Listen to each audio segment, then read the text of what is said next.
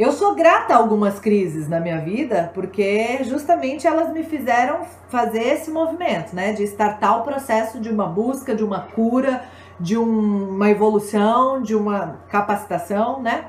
Então as crises são muito positivas quando a gente aproveita delas para crescer, para mudar, para evoluir, para de alguma maneira conseguir mais recursos. Montessori não é só um método, Montessori é uma filosofia de vida.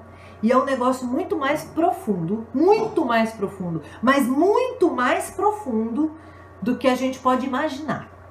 Então, assim, quando a gente realmente entra nisso e começa a ler profundamente as obras, que são inúmeras, né? E começa a fazer capacitações, fazer cursos, você percebe que Montessori fala no preparo espiritual do adulto para lidar com a criança. Não adianta a gente consumir. Pote da calma Montessori, vou fazer. Não funcionou. Claro que não funcionou. A gente continua do mesmo jeito.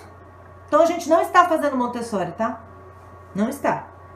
Nem se fizer o que está dizendo no site, nem se fizer o quarto montessoriano, nem se comprar os materiais. Não é Montessori enquanto eu não mudar a minha cabeça. Enquanto eu não mudar o meu espírito. Nós não estamos fazendo nem falando de Montessori. A gente pode fazer qualquer outra coisa, tá? Inclusive eu falo que a metodologia montessoriana, ela tem um tripé, três fundamentos, né? Que é o conhecimento sobre a criança, né? O preparo do ambiente e o adulto consciente. Se você tiver que escolher só um desses, né? Fique com o adulto consciente. Porque daí o ambiente preparado você improvisa, porque você tem consciência. Então você consegue manejar, trabalhar com o que você tem de possibilidade, você consegue... E consciente você vai estudar a criança.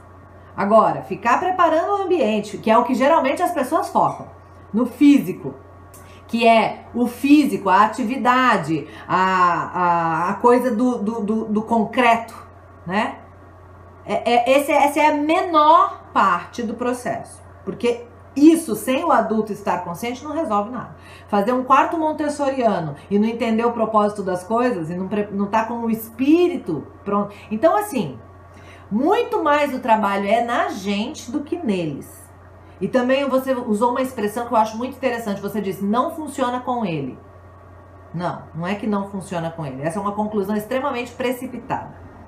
A forma que eu fiz não funcionou, né? A forma que eu fiz não funcionou com ele. O que é que tá acontecendo nesse processo? Porque assim, funciona no mundo inteiro, independente de culturas, independente de... Porque foi um negócio que, né? Então assim, funciona. O negócio já é comprovado. Não existem crianças que não... essa criança não se adaptou no método Montessori. Isso não existe. Existem adultos que não estão suficientemente preparados. Por quê? Porque o método não é rígido, o método acompanha a criança. Ela respeita o guia interior, o professor interno de cada criança. Portanto, não tem como não se adaptar, percebe? Eu vou acompanhar aquela criança, né? Agora, quando eu estava acompanhando a criança? A criança estava no momento para isso? Ela estava demandando isso? Qual era o momento dela? Ou eu não olhei para nada disso, achei o negócio, achei interessante, falei, deixa eu fazer isso. Percebe? Então nós temos 3 elementos fortes convivendo, tá? Isso aqui em casa também é assim. Dá pra funcionar bem. E talvez essa tenha sido uma das grandes razões pelas quais eu resolvi seguir por este caminho.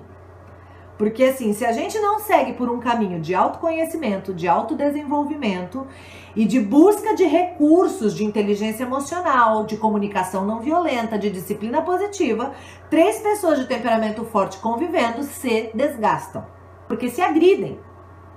E com a agressividade a gente começa a perder a admiração, a gente começa a perder o tesão, a gente começa a perder o vínculo.